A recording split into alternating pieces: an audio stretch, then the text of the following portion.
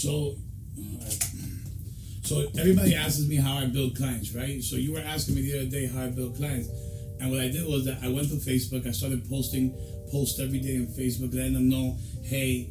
And back then, not even with the advanced technology that we have now to go on Facebook, I was actually putting pictures of myself when I was maybe 20 pounds lighter, and I actually had a better form in my body, but it was me hovering over Remax Realty Team.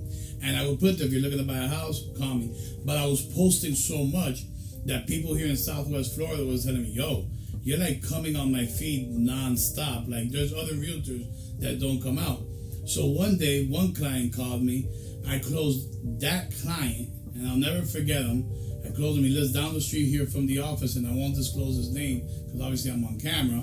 But the fact of the matter that I closed him and gave him such an experience, and he called me every day. He only had been here 2 years from Cuba. He actually had the 2-year work history, 2.5 years with his residency, had the income, had the assets, and he found his dream home, which he still lives there now. And because I gave him such a great experience, he went out of his way and introduced me to his whole family. I brought family down from Colorado.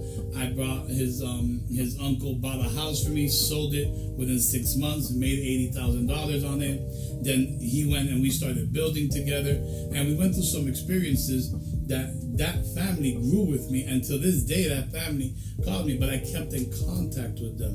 Every Christmas I send them a postcard, I send them a scratch off, because hey, $1 in a dream, you never know if you're going to scratch that lottery ticket and actually win the lotto.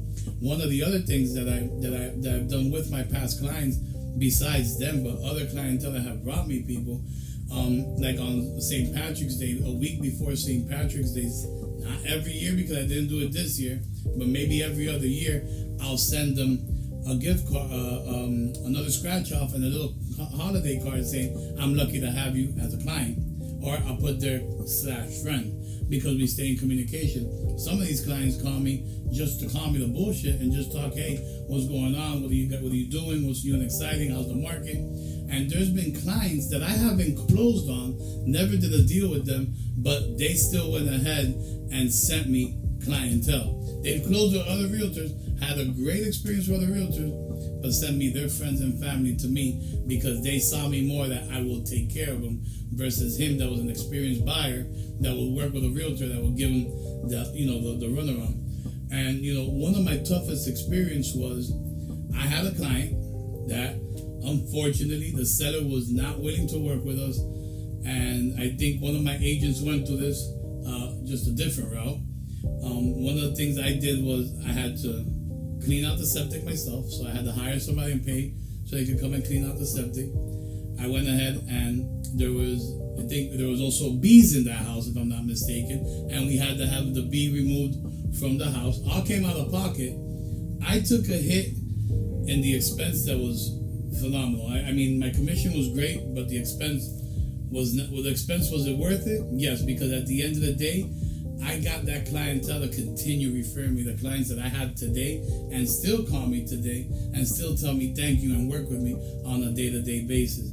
So you have your clients that as long as you call them, when I saw I didn't have any clients, I would call those clients I closed, whether we had a great experience, which 97% I did have a great experience. There has been 3% that we didn't have a great experience, but I still send them a postcard. I still tell them, how are you? I still have them on Facebook, wish them happy birthday every time it comes up, and maybe one day those 3% will send me a client. The other 97, I still send them there. I do pop buys. Hey, how's it going? I'm in the neighborhood. I just wanted to see how you were doing. How's everything going? What's new and exciting? Everything good? Boom. And I take off 3 to 5 minutes. And you know that us Cubans, at the end of the day, when you come to the house, the first thing they say is, do you want coffee? So I'm never going to say no to coffee because I like my blood pressure high. And I drink my coffee and I go. So these tough experiences and these past clients have brought me to become the top producing agent that I am. I didn't close $18 million in 1 year because I was just twiddling my fingers. I closed $18 million 1 year because I told myself that I want to have a 46-52. I wanted to work 46 weeks and take 6 weeks vacation, where I would get 46 paychecks and take 6 weeks off. And last year in 2021, I actually didn't work all year last year. I think I wrote maybe 6 contracts and had vacations for 4 months. So at the end of the day, thanks to those past clients, those individuals, I've been able to not only help myself, but help my team grow an SOI, a sphere of influence, an amount of people, word of mouth, connections. That's why your database has to be so important, for you to connect with these individuals and go back to these past clients and develop that big clientele that you need to have.